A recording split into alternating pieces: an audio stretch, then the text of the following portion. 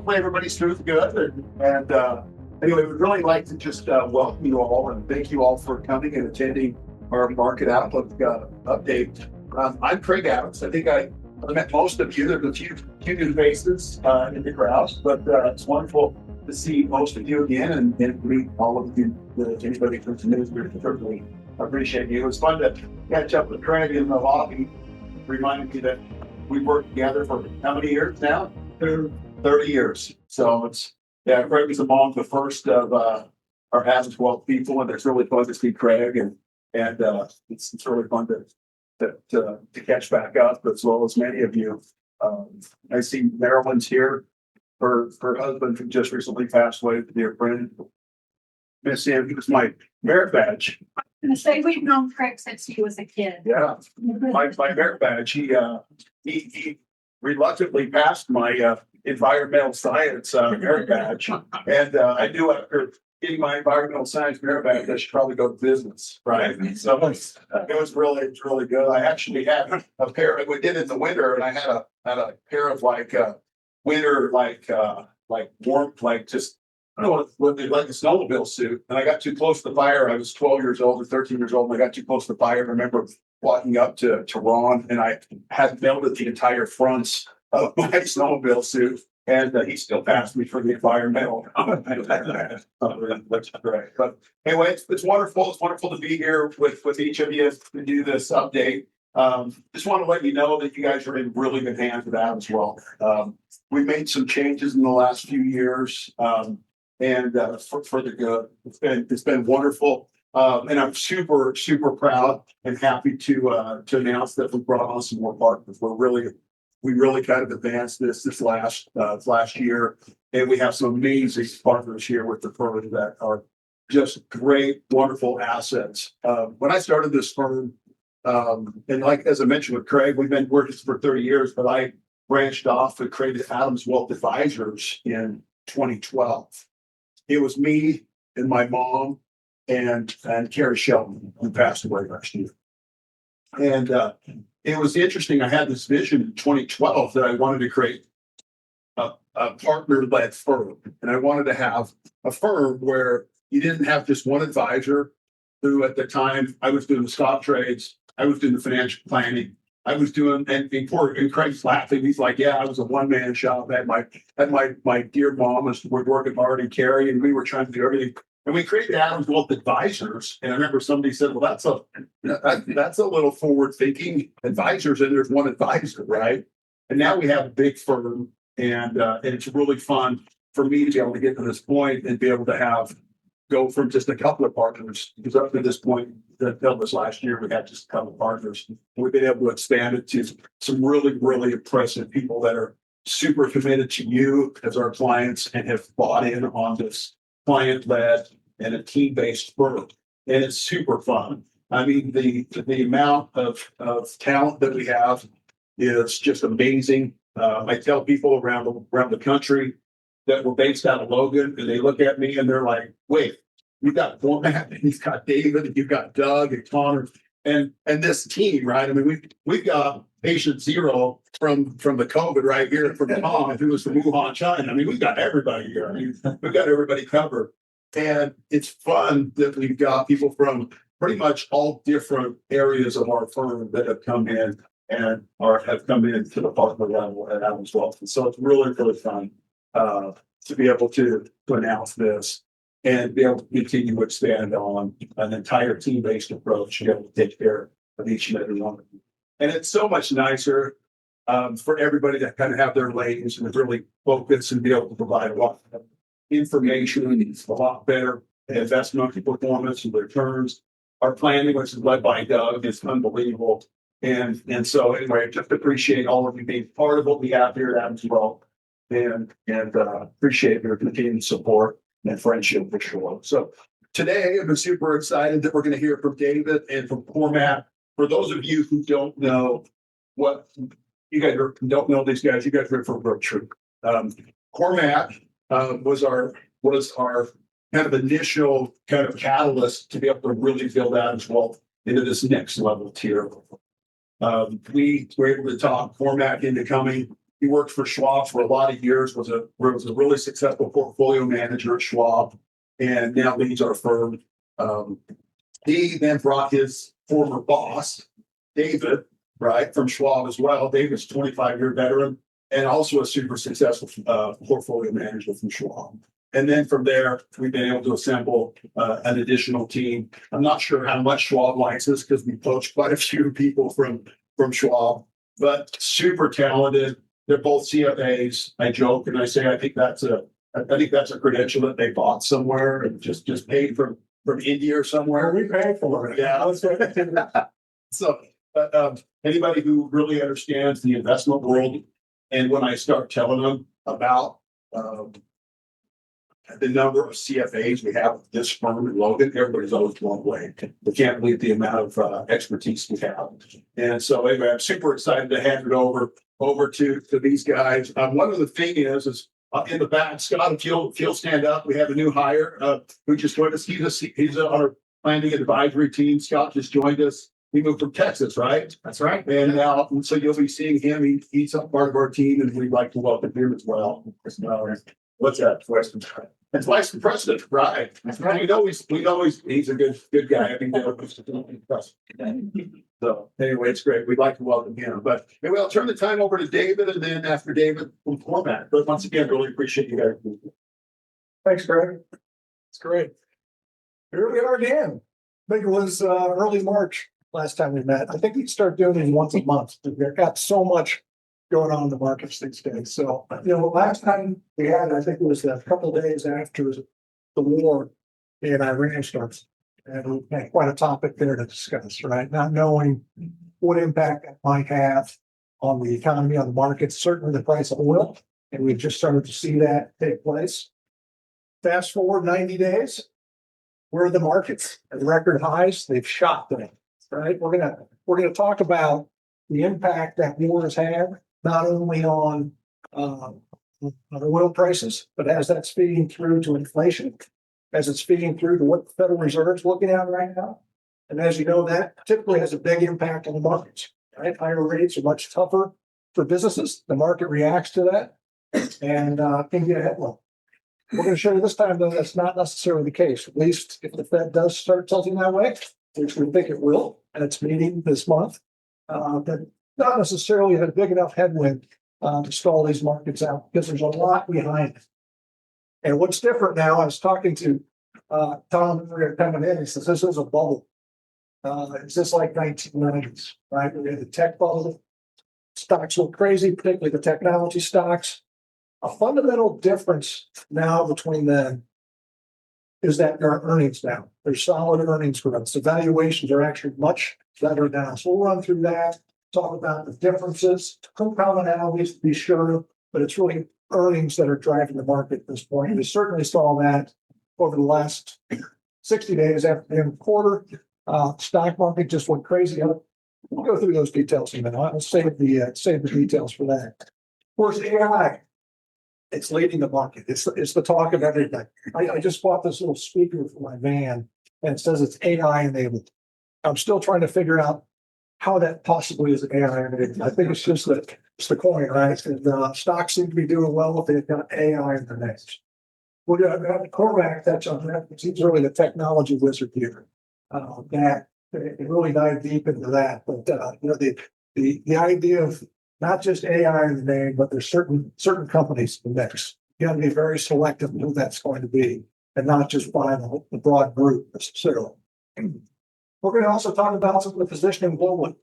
As some of you might remember, this was a year and a half ago now, we stepped out, went against the trend that had been in place for about 15 years, where U.S. was strongly outperforming any international markets.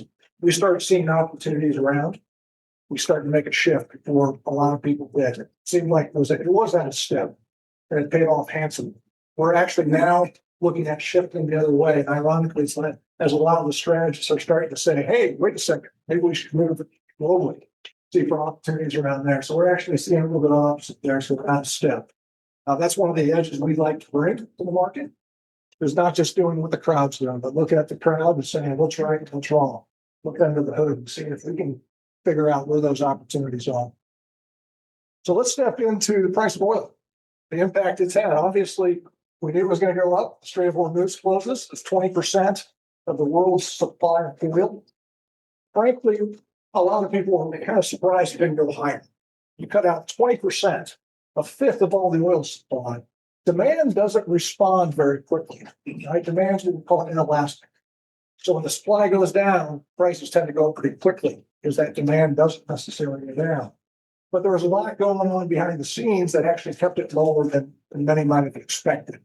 And things like supply leaks. We've been blocking Russia from exporting oil, and sanctions because of the Ukraine war.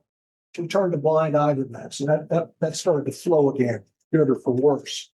We did have some slowing demand. One of the largest consumers, even though I said it's relatively inelastic, but China's economy has been strong.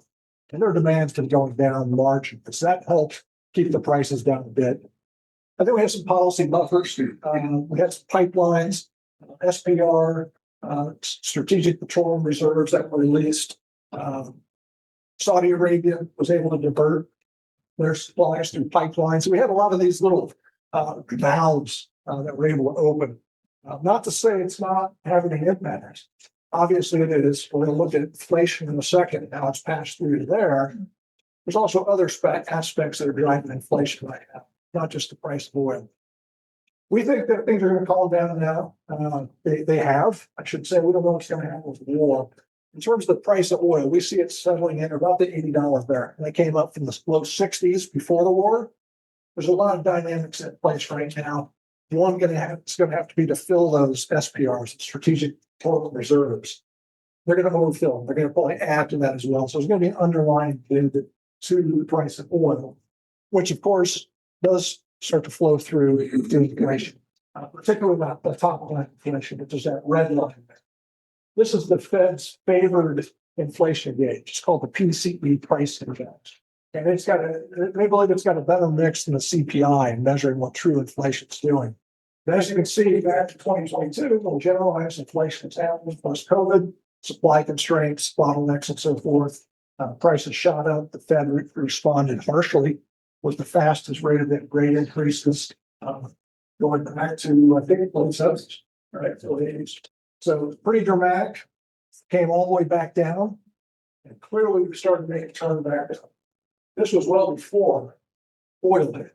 So we started to see some dynamics there. It's already at play. And we'll step into some of those things, but it's certainly energy led on that red line there. That core line, the core, which excludes the volatile oil and food components, has started creeping up as well. Typically, there's little pass through of energy directly in that, as long as energy prices come back down.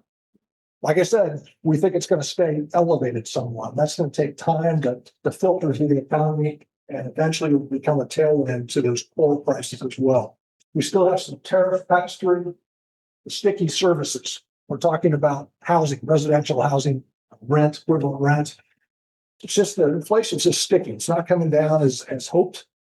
There's still a lot of demand in the marketplace, despite rates being higher. We're just not seeing that big letdown in housing prices. Locally, we're seeing it. Not necessarily locally, I should say, isolated patches of it. We've seen that softness in areas of Colorado, like in Texas and so forth. But overall, we've got an inflation issue still. And the Fed's going to listen to this. The Fed is looking at things like, what is the pass through of things, not just energy, not just oil related, but electricity. Why are electricity prices going up so much? Hear about a big data center going in now in Tremont, right? There's been a huge increase in demand for energy, electricity in particular for these data centers.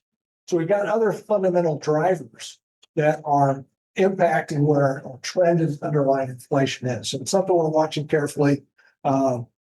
Since 2022, electricity costs have gone up 28%. That's 1.15 percentage points to the CPI. That's pretty significant just for the electricity component. So we're talking about some real impact coming from that AI. We've been building a lot of data centers. There's a lot of demand for compute processing. Again, Cormac's going to step into what's going on there. We don't see any end in sight in terms of that increased demand for electricity. we're going to see the productivity enhancements because of that. But initially, a build out in AI and data centers is inflationary. Later, the hope is, the expectation is, it's going to become deflationary. It takes some time. There's transition time. So we're paying for that big build out for future productivity enhancements now. And that's impacting what the Fed thinks about that side of the equation. If you recall, their mandates are twofold. They talk about inflation. They've got to keep steady low inflation and a stable low unemployment rate. So those are the two mandates they're always juggling. While inflation right now is arguing for rate hikes, frankly, the economy is not.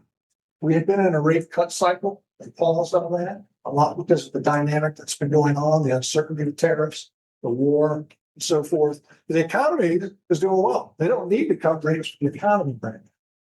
They've got some latitude to raise rates if they need to. We've got consumer spending, which is 2/3 of our economy, running at a 2.2% rate. Doesn't sound high, but that's a real rate. That's after inflation that's taken into account. So it's actually pretty solid growth that we're seeing there. The jobs market is strong. Initial jobless claims is one of the leading indicators of labor. We start to see problems and cracks in the labor market. Oftentimes first initial jobless claims. I'll show you a chart of that in a second. Retail sales, the red book retail sales up 8.9%. And then GDP. There's an estimate for second quarter already that the Fed puts out. We're in at 3%. It's a real rate after inflation.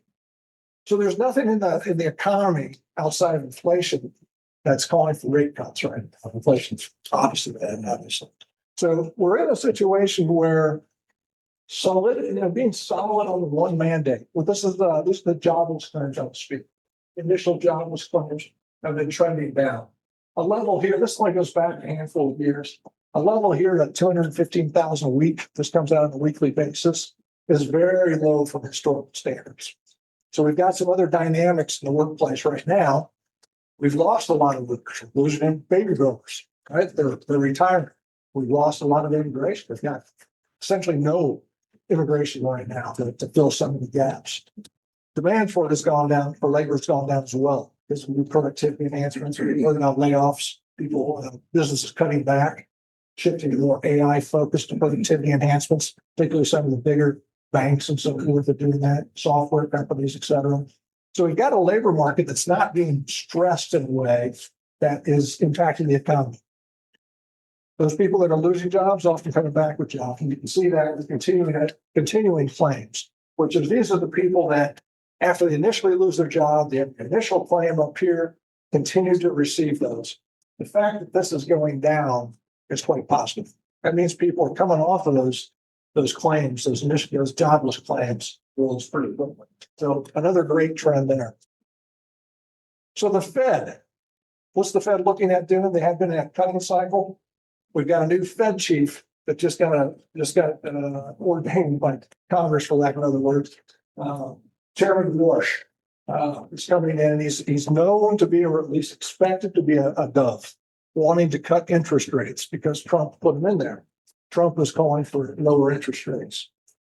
There's an issue with credibility for the Fed right now, because if you get a political appointee to the Fed chair, the concern is they're not going to pay attention really to what's going on with inflation. They're going to look for the quick hit coming in the midterms. So there's been this really kind of stigma around Bush right now that he's going to come in and want to cut rates. There's a couple of things. One is he's only the Fed chair. He gets to call the agenda and so forth, but he's just one vote. The last meeting, what we saw from the minutes from the last Fed meeting was there's a decided shift from easing bias to a tightening bias. They called it kind of level playing field at the end of the meeting, but we expect them to come out this next meeting with a tightening bias, meaning that the next move is likely to be a hike, an increase in interest rates as opposed to a cut. This is the yield curve here, what I'm showing. The yield curve are the interest rates at different maturities. So at the very far left there, you've got 0 months. It's basically the Fed funds rate, 3.75. That's what they've got it pegged at right now. As you move over to the right, you find it out to the 30-year yield, which is quite a bit higher. What I want to show here is the change January 1, what the yield curve is showing, meaning that Fed funds was at 3.75 and got the holding pattern, but the expectation was they're going to cut. So those cuts were already baked into the market. We've got the reverse now. They're actually starting to bake in rate hikes. The 2-year actually is up 52 basis points. They had been expecting rate cuts about 50 basis points over the next year or two. Now it's about flat, but again, the expectation is going to be moved up. The Fed's watching this. There are a lot of other dynamics than just the Fed increases. That's just the front end, the 0 months, 0 to 3 months interest rates. There are other factors at play. And the Fed, the bond market, I should say, is tipping its hand to the Fed what it wants it to do. And typically the Fed listens to what the bond markets want to do. Otherwise, if they get upset, the bond vigilantes, they call them, from yesteryear to the 90s, they'll start showing the Fed and the economy what it's going to do. They'll sell bonds, send interest rates to the roof. They'll do the tightening for the Fed, but they'll do it where it really hurts. They'll do it further out the curve and start hitting mortgages and so forth. So it's a problem when you let the bond market start to dictate. And typically it's a function of many different factors. One being what the Fed is doing because that front end of the curve really is important. So like I said, we expect the Fed to shift to a hawkish stance, meaning that they're likely to raise rates. Right now, the market's expecting a rate hike by December. We think that there's a good chance they could do it sooner than that. And I'll get into why in a moment, as I said earlier, why we don't think that's a big showstopper for the market. Probably some volatility, but not a showstopper in the trend. The other big component to the interest rate is called risk premium. So going back here, what do you get paid? Extra premium you get paid for taking more risk down here in duration. Because now you're going 4, 5, 10 years, 30 years. There's naturally more risk, more movement in that interest rate and the prices of those treasuries. So you need to be compensated for taking that risk. And that's what we call risk premium. Right now, there's 3 main components that's boosting those longer term rates outside of just what the Fed's doing. It's inflation uncertainty. Uncertainty means risk. We're going to want to get compensated for that additional risk. We don't know where inflation's going. I just saw a chart today that had the 1970s, early 80s spike in inflation and interest rates that went with it, the Fed funds, where we had this big spike. It came all the way back down, only to go back up again.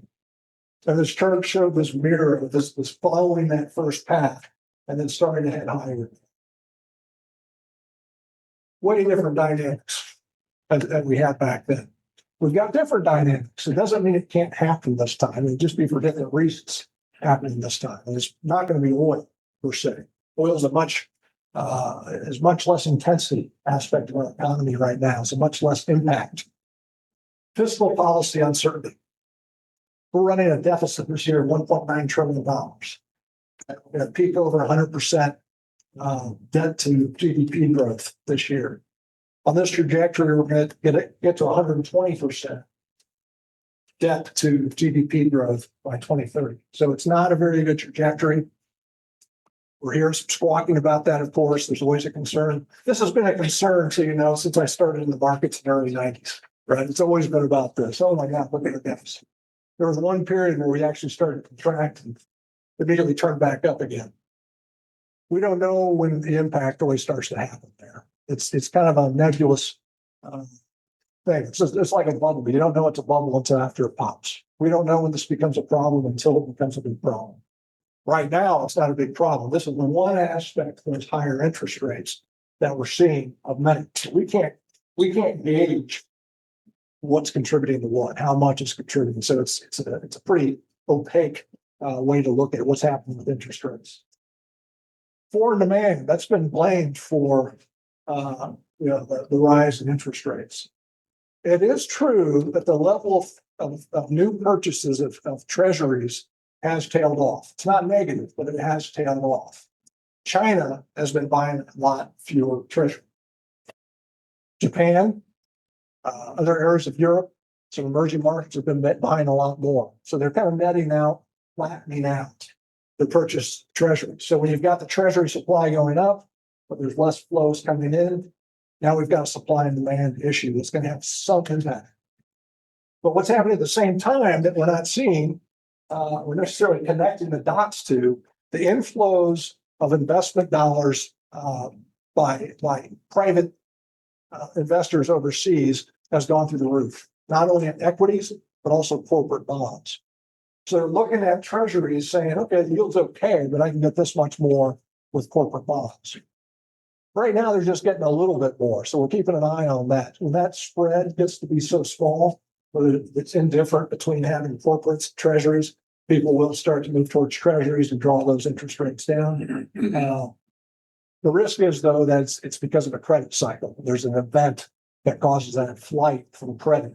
You can have some real volatility in interest rates. So that's some of the dynamics with the Fed that they're dealing with right now. Like I said, it's going to have an impact to the market. It would take a big move, we believe, before it has a dramatic impact to the market outside of some short-term volatility. Going back to Tom's question, are we in a bubble? Yeah, we don't know until it pops. But there are differences to what's going on now. As I said, earnings are there to support this amazing run-up in stocks. I'll show you some data on that in just a moment. What I'm going to show you here, though, is for the broad market. The S&P 500. Going into the beginning of the year, first quarter expectations growth of aggregate earnings of the S&P 500 index, its top 500 stocks, was for it to rise 14%. By the end of the reporting season, they were up 29%. So we've had this amazing rush of expectations were just smashed. They went through the roof, and stocks responded in kind. We had that bottom in the markets once the oil topped out. Started to see some stabilization in that market, and the idea that war wouldn't go on at all. Stocks started finding a bid right about the time when earnings started coming out. And year to date, from that point, we're up 16%. Year to date, we're still up 11%. As you can see here, earnings are growing faster than the market at this point, right? That's a short-term view. And I'll open it up to a longer-term view here to get a better look at. But the point being, this market's not running away from earnings. If you put price of the S&P 500 over the earnings, that's called the PE ratio. It's one of the most popular valuation metrics there is. We've actually started to see that come down in some respects, and that's being led by technology, energy, and materials that are really growing like crazy in terms of earnings forecast for the next year. 66% for information technology. And those stocks, particularly some of them, have gone through the roof. Some of those have gone up 1,000% on future expected earnings. NVIDIA did that at one time. Big increases like that. Earnings are now supporting that. There's a strong underpinning to those earnings. Now, this is the price earnings ratio of two different segments of the market. The red is the overall market. The blue is the technology and communication services sectors together. That includes Google, such. And I have that as one of the top 7 companies in the index. If you go back to 2000, you see the peak in valuation. So this is a high valuation of the overall market. This is the separation we had in the technology and communication services there in the internet market. There was a lot of enthusiasm being baked into those stocks. If that goes up, that's because prices are going up faster than the earnings. So you're outpacing the earnings by quite a bit. Fast forward now, we do have higher price earnings ratios. There's a lot of growth in earnings too. So there's some substantiation. This technology and communication services, it's almost on top of the overall market. That's because there's real earnings coming. Even though we've had these amazing gains, particularly in the technology sector, the earnings growth has been so great that the PE ratio is a fraction of what we saw in the bubble back in 1999, 2000. So it's a good sign that we're not getting out of hand. Now, these are forward earnings expectations, so things can change. If the economy falters, if the Fed does get too aggressive, those expectations will roll down. Prices go down typically at the same time. We'll have to see what happens. Typically, those are buying opportunities. Those PE ratios get super low. that's when you want to look for opportunities to really enter the market in a big way. So there are some risks, obviously, that we can see these come down because they are the higher end of historical norms. But right now we're seeing that growth in earnings really back up what we've seen in the markets. So now I'm going to turn it over to Cormac because he's the exciting guy. And he knows all about AI and provide some really good insights. Craig mentioned earlier that Cormac works for Schwab. I have a long-standing policy to always hire smarter people than myself. So there's Paul. Great. You press the tab and it'll be Tab or the arrow. All right. So yeah. So now we'll pivot and focus on, we've seen this economic backdrop, and there's a lot of positives there, and the earnings being the most important, and the AI trade is really driving those earnings. It's driving GDP growth. The top performing stocks are all in that area right now. We're seeing some absolutely incredible returns in very large companies too. Micron, for instance, is up, I think it was up something like 90% over the past month or two. But we're also seeing this sort of insatiable demand, and it's all coming from this AI build out, which, obviously makes people a bit nervous. But as David was pointing out, the build out isn't so focused on just a narrow set of companies or a portion of the market. It's making energy, utilities go up, electricity demand, creating jobs, building out these data centers, so there's a big economic impact to it besides just like our cheesy chatbot email writers. That's not what's driving the earnings growth and things like that. And really, there's no end in sight in terms of the demand increase. So this chart here, we don't have to worry about the individual terms. So these are large language model token demands, how they process the requests that come in, how you interact with ChatGPT or whatever model you're using. And it started in 2024. We started to see this. That's kind of the launch of ChatGPT. You're using it to write emails, do things like that. What we've seen now, though, is we're pushing into more, it's called agentic AI. And these are things that are really creating, and we're investing heavily in it in our own technology arm, of these agents that not only talk to you, but they go and they create other agents and they build out work. And it's like they build their own little team of workers. So we have an agent in our AI platform that knows a lot about trading. Then we know another one that knows a lot about our clients and how they're invested. And then they're talking to each other without any human interaction whatsoever, orchestrating all these jobs to run our day to day. This is going to be a massive productivity increase. This is when we've gone past like the gimmicky write an email for me into true productivity gains. But what we can see here is the agentic AI actually has a much higher computational need. So not only does it have a bigger impact on the economy, it really gives enterprise level applications to AI, but we also still need even more compute power, even more data centers to meet this demand.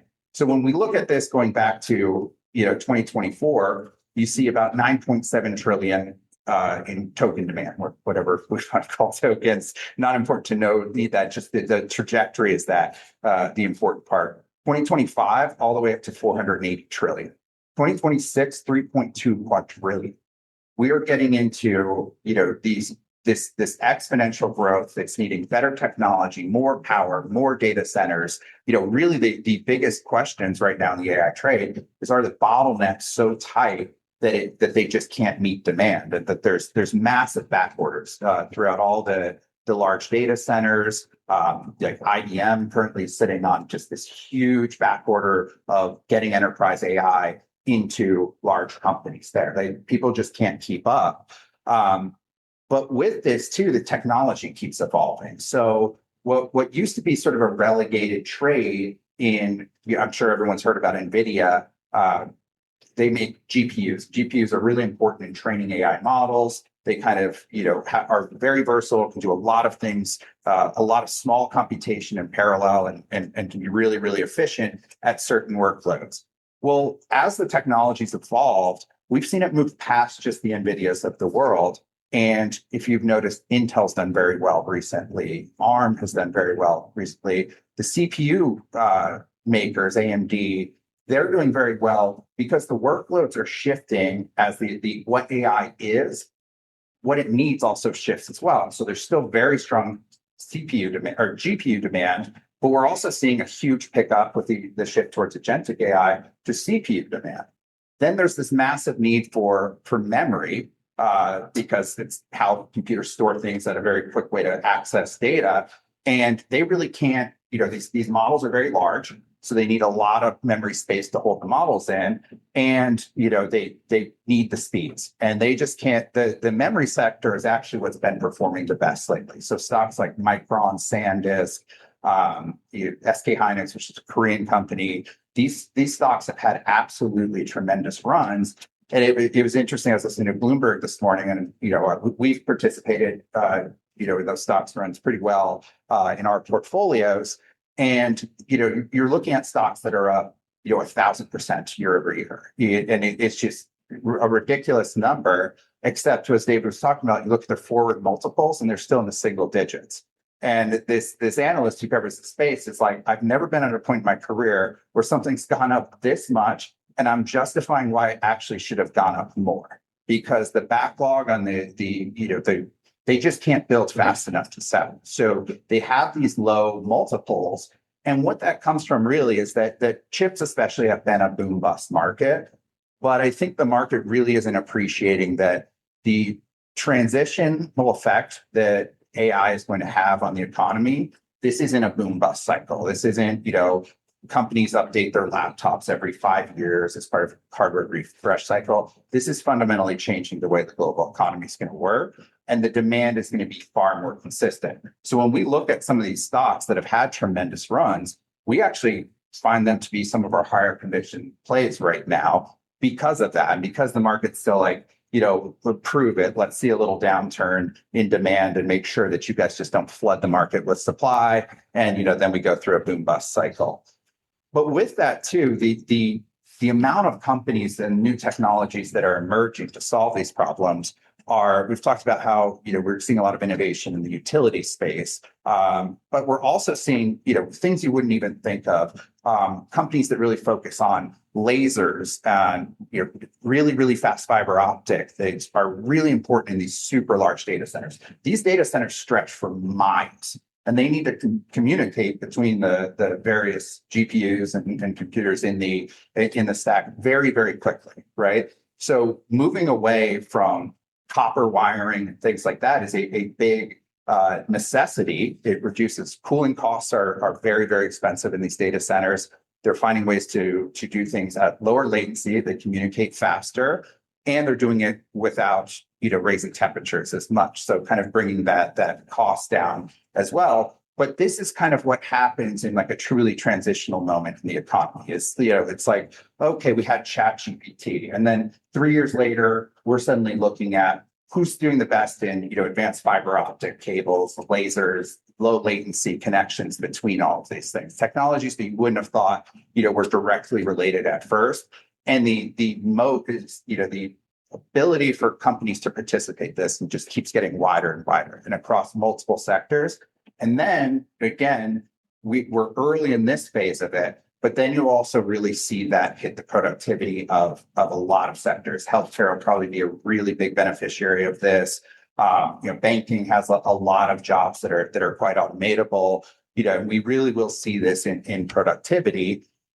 But we are, to balance things out, we are seeing massive investments in this space. We think it's a smart investment. If you look at the return on equity that these companies are getting, their capital expenditures, the amount they're investing into their businesses is very, very high. It's reduced what's called free cash flow. So that's after a company's met its all its obligations, had its earnings, then it reinvests in the company. How much spare cash is there, right? And we've seen massive compression in that because of this CapEx spend. And this was really what led technology to the top of the stack for such a long time, is that they very, very little debt loads, very, very high free cash flow. That story is changing a little bit. And With that, the big question will be the sacrifice in free cash flows. When are you going to monetize this and how are you going to monetize this? If you look at the earnings right now, the data centers, the Amazons, Googles, Microsofts, they're monetizing on this perfectly fine right now, but they are aggressively investing. So will they be able to continue to monetize? Certainly our opinion is that yes, but you always look at things and there's going to be outliers. Like we've heard a lot about OpenAI. That's the company that has ChatGPT. They have an absolutely absurd CapEx plan for the next decade that's going to result likely in a burn rate, like a loss to the company of about $90 billion per year. That's getting to the point where it's like, okay, like we love the trade too, but losing $90 billion a year is a pretty big stretch. It's an aggressive bet. That when we see a lot more of that, if that becomes more and more of the norm, that people are willing to operate at deep losses because of the amount that they're investing, that's when we start to worry about the bubble. Because right now, hey, you're making money, you're investing in the company, the return on equity says you should be doing that. Like there's insatiable demand, build out to meet that demand. We do got some really exciting companies too that are going to come to the market this year. One of them being OpenAI that I just talked about. Its biggest competitor is Anthropic. These are two of the large language model AI build out companies. So these are, who this ChatGPT, Anthropic really focuses a lot more on the enterprise application. They're a leader in the agentic space. So kind of an interesting company there. And then SpaceX will also be an IPO that comes this year. This is interesting because we haven't had a lot of IPO activity over the past few years. The high rates, have really kind of suppressed demand in the IPO market. So this is one of the more exciting IPO schedules we've seen, probably in the last decade. And it's going to attract a lot of demand. When we look at this, though, this is where we start to worry about a little bit about overexcitement in the market. Because when our strategy in the AI space has been, we're not entirely sure exactly how this gets used. We're not entirely sure how you monetize it. We've been very focused on, the build out, the infrastructure required to implement this stuff. When you start to get into the OpenAI and Anthropic space, you are now starting to bet on this is how people are going to use it. These are the companies that are going to provide the best services in there. And when going back to the 1990s, the bubble that occurred there, everyone was right about the internet, probably more so than anyone could have imagined how much it changed the world. They were very wrong about the companies that would monetize it, right? And that's how the bubble occurred. These, Anthropic and OpenAI, they're going to be the darlings of Wall Street when they open up. It's going to be really, really hyped up IPOs, but we are starting to push in that space where we're going to be a little more skeptical. SpaceX will be a huge thing coming up as well. I think it could bring a lot of excitement into the market. It's going to bring, people off the sidelines, trying to get exposure to these really innovative companies. SpaceX is probably the most innovative company on the planet, in my opinion. There's so much upside potential there, but a lot of what they do is 10, 15 years out before it's really gonna have an impact. So depending on the exuberance that it opens up with, and it's going to come out at about 1.75 trillion valuation, except they're going to sell 75 billion worth of stock. So when you have such little stock as part of such a large company, it's called the free float. You can get these really weird things where that's where you see an IPO like double the first day of trading, and it can be a bit artificial. So while we're very excited about SpaceX here, that free float might keep us a little bit skeptical. But as far as what it could do to change the world, so it's a very, very interesting company. International has been a focal point of ours, but this is an area where we do need to be more aware of what's going on in Iran. The US is relatively shielded from this. The AI demand can pretty much carry the economy right now, even with higher prices, even with higher rates. And the US is self-sufficient from an oil standpoint. We really don't need Middle Eastern oil. It's going to go up. It's a global market. But at the end of the day, the impact of oil prices here versus what's happened, especially in Southeast Asia, it's night and day. Like it's really impacting gas prices in like Vietnam, Myanmar, places like that, there's been a lot of huge increases in gas prices, and it has weighed on the economy. South Korea's seen similar things, except they are so exposed to the AI trade that just like the US, they're just blowing right through it. It doesn't matter. South Korea is the best performing global market by a long shot over the past year or so. So we're getting more selective there, really focused on it does the growth story. International was interesting because you had a compelling valuation story and a changing growth story. There are more headwinds to that growth story right now, but there still is the valuation component. So to say we're shifting, but we're not bearish on it. We're not abandoning, but we are going to get more and more selective. And to be honest, we're just finding that there's more compelling investments more and more in the US. With that, though, as we pointed out, to say global as one homogeneous grouping of stocks is totally wrong, right? If you look at emerging markets without China, they performed very, very well. If you look at an EM, which includes China, and China's the largest, country within the emerging market index, you start to see the drag of China, but all of them still have outperformed, over this time frame. So that's showing that this global trade, there's still something to it. And as David said, a lot of analysts are kind of jumping in on it. We think that on a relative basis, it may be a little long in the tooth, but not because it's a poor outlook there. It's just that the US outlook, it might be a bit stronger. But when you go to emerging markets and you take out South Korea and Taiwan, I would say it's arguable whether South Korea is really an emerging market or not. But you actually then really see it's the high-tech semiconductor producers that are really driving the returns here. So it is a very, segmented space where you have to be very targeted. We typically don't buy just the entire world, where we have, exposure to South Korean equities, Vietnamese equities, Italian equities, Spanish equities. We're very focused on where we invest internationally because it's kind of foolish to, jumble all these things together and just pretend they're all the same because they're not the US. So while, overall, our bias may be shifting back towards the US, it's not to say that we don't see opportunities. Looking at that, we look at, some year-to-date performance.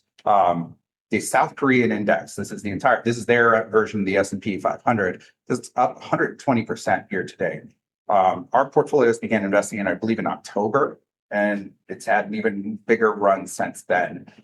So the performance has been absolutely astronomical. That being said, the reason that that's happening is overwhelmingly from Samsung and this company, SK Hynix, which are very exposed to the AI trade. So when we look at it underneath it all, it's a very similar story to the US, except it's even more concentrated in an area we like. So we still do like Korea quite a bit, even after these very large gains. Taiwan is overwhelmingly dominated by a company called Taiwan Semiconductor. That's basically where all chips in the world come from. It's actually, there's a huge push in the US to try to onshore chip production because, tensions in the South China Sea really create a huge risk to global supply chains because of the dominance of TSM. But it's benefiting, it's doing very, very well. And we see no reason why that needs to stop. We haven't maintained exposure directly to the broad Taiwanese market, but we have significant exposure to TSM in our equity models. Where we start to see, the less, favorable outlook is some of the we were a bit excited about Germany. They relaxed fiscal policy. Germany's always been really, really reluctant to spend at the government level, really tight budgets. They had loosened that up a bit, and it really did a lot for the European banking sector. We thought it could lead to a nice resurgence in German manufacturing, but the growth just quite hasn't happened, and there has been quite a run up in stock prices there as well. And they are exposed to Middle Eastern oil, right? So we're starting to see higher inflation there and growth not keeping up with it, which is a phenomenon called stagflation that can tend to be quite bad for markets. So Germany and Japan are two areas that we're like, there's a lot of warning signs there. And then emerging markets, as we talked about, there's plenty of stress there. Again, very sensitive to a lot, Southeast Asia, especially very sensitive to oil. Where we see this going, though, is like I said, we are generally optimistic. Valuations do support, the run to continue. It seems highly unlikely we could keep this pace up, but the path of least resistance is up, in our opinion. What we're going to be really looking at is for those interest rate choke points. An aggressive Fed could start to put a pretty big headwind on things. Oil shock, we think this could get resolved. The markets have been looking through it, but it is ultimately going to be a cumulative effect. There's only so much, $200 barrel oil that will change the story in the global economy. And with that, it's going to be the Fed and credit cycle. And that's where Fed raises rates, bad inflation. Now companies have to refinance at higher rates, bankruptcies pick up, so on and so forth. That tends to be the Fed really tends to dictate the big business cycle. So we are looking at that right now, especially as David pointed out, that the market is not seeing a lot of risk in corporate credit, which is, the risk of bankruptcy.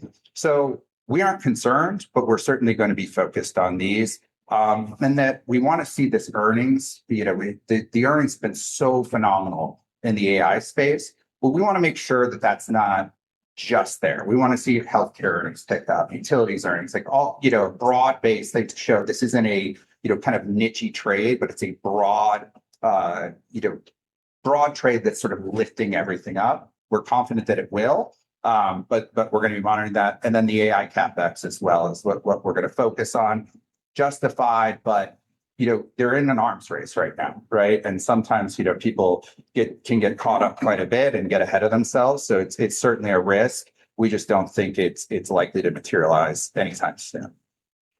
So with that, we're kind of staying the course a little bit. We're shifting our bias a little bit more towards the U.S. We're going to keep a strong, check on rates and inflation and make sure that doesn't derail how we're viewing things. That's likely to impact more of what we do on the bond side of things, because we do think the equity fundamentals are so strong that there's quite a bit of wiggle room there, and we're comfortable kind of looking through some higher rates. And then, look at these bottlenecks, own selectively, pick the winners in this, and maybe avoid the people. You could see a shift of the memory producers right now have all the pricing power in the world. Well, that does impact the data centers. That does, because they all have to fight for a scarce resource. Making sure that these bottlenecks keep us appropriately rotated between who is actually benefiting from this at this time. So, really, really focused on that. Like we said, we added quite a bit to the memory sector to start the year. And, the CPUs, we've maintained positions there. And that's just to accommodate that, what was the trade in AI? The AI trade 2 years ago may not be the AI trade today. And you have to stay on top of that sort of shifting landscape. So that's our outlook. Like I said, we're pretty optimistic, and we're kind of staying the course with a lot of the investments we've made. It's been quite a run for us to start the year, both on a relative basis. We saw the S&P 500 returns. Most of our portfolios are strongly outperforming that, and we've also had just the themes that we have in place and the backdrop we see. We're past least resistance is up, in our opinion. So with that, we can open up to questions. I'd love to hear what you guys are thinking.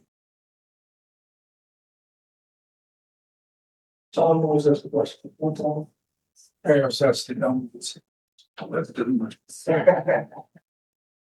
Yeah. So strategy wise for you guys, you're kind of sticking to current strategy pretty much. I mean, What's your intention? Yeah, very, getting more to like overseas. Hanging on the ones that you see, everyone's one is complex.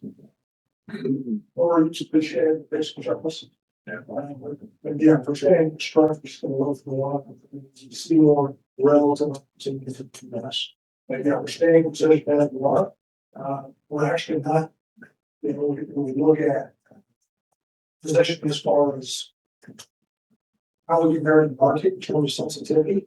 We're certainly more riskier than the market right now, but we've got a lot of focus on diversification. It's not just dependent on the market that's up or down. We'll maintain that fund. So the market is heavily dependent on AI right now. I mean, AI struggles or. Yeah, I would say that's absolutely fair. I mean, I think it goes beyond just the stock market. Is that AI is carrying the economy right now. If you take out AI from those good GDP numbers that we're seeing, if you take AI out of it, it looks pretty mediocre pretty fast.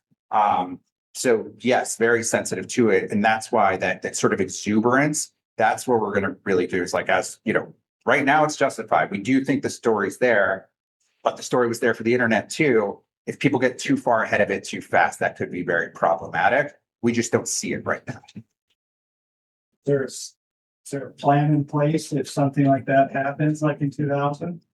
Yeah, we will monitor valuations. We'll really be selective there. Like I said, we're going to approach, especially the OpenAI, Anthropic type companies, some of the more software things where they don't quite have the demand is more ambiguous. If there's something right now like software as a service was like the trade of the darling of especially private equity for so long, and now with AI coming in, these companies are getting pounded, like Salesforce, things like that, because it's like, do they really have a future in the economy moving forward? Or, has AI eroded what they bring to the table to the point that they're no longer relevant?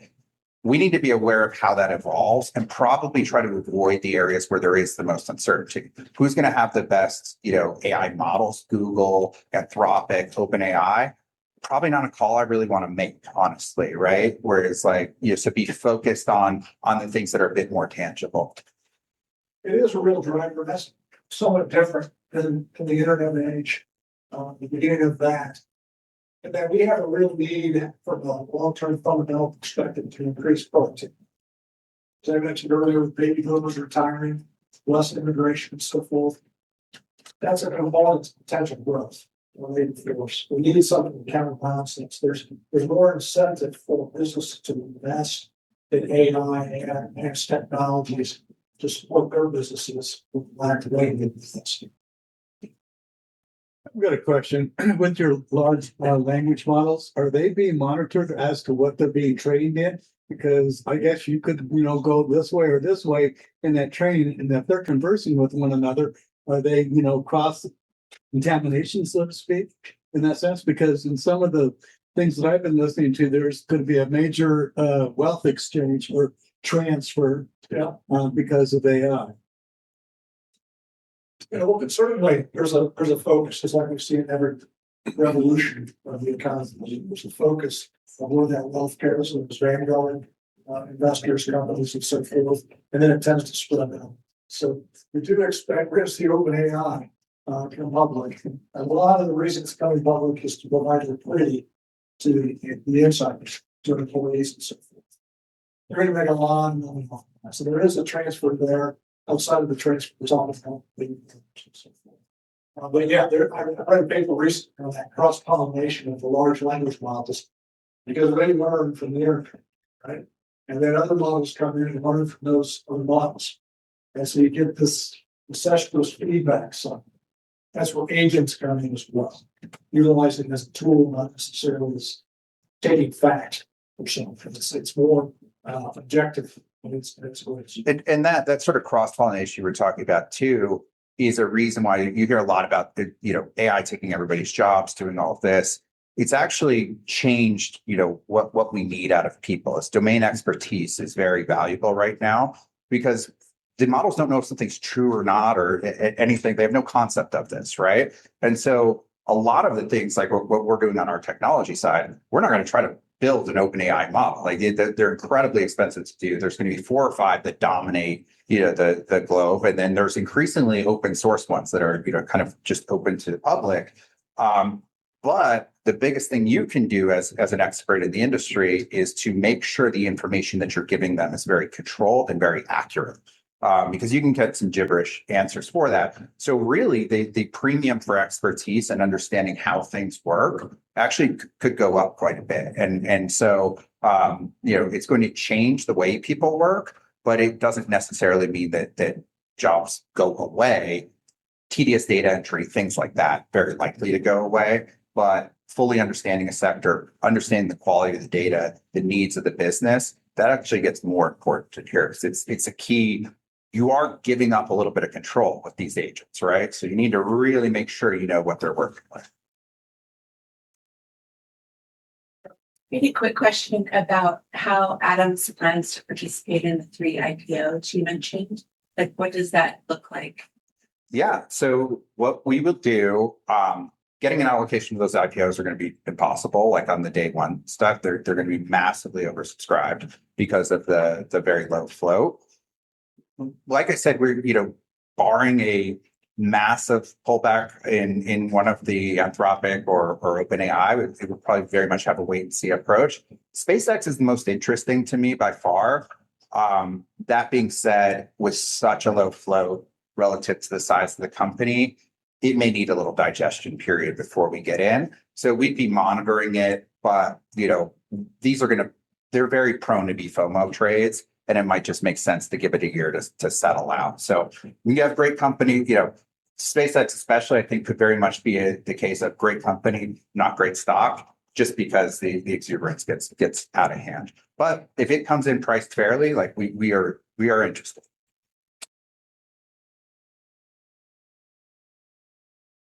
Okay, so with the growth of AI, that necessarily replaces the worker. At some point, is there a tipping point where obviously unemployment rate, you have greater productivity without the people. So could that have a social effect? It could certainly could. That's why I spoke earlier about those issues. Right? Nothing will change the nature of the jobs. I kind of came about just the agricultural revolution. Productivity enhancements. Used to be 95% of households were farmers. And they got different jobs. So we believe that's going to happen here too. There are theorists who say, no, it's a much different situation now than it was going from ag into industrial. So we still have to wait to see. We saw that transition from industrial manufacturing services, professional services, all times.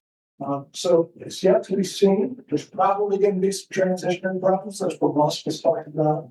Sam Walton, OpenAI have talked about young during that transition as we those people find different niches that we don't even know about. You do have a population problem, workforce problem too, so that's going to take care of some of that. Yeah, overall, I'd say like in really long term, it's certainly going to be an issue. I think the story of the next decade is probably a bit overhyped right now. But it is, it's going to change the world. And with that, you get social changes, you get business changes, you get everything. So, it's definitely something to be aware of. I don't have a question, but just a comment. In a previous meeting, we talked about investing more in Europe and emerging markets and stuff. And just what I've understood and what's taken place in the last few months in Europe. I'm glad to see that you're pulling a little bit away on those investments. Yeah. It's just, thank you. Well, great. We went a bit over, but we always love the questions, and we will stick around too. So if anyone didn't get a chance to ask one, David and I will be here. But we really appreciate you guys all coming, and hope you got something out of it. So thank you.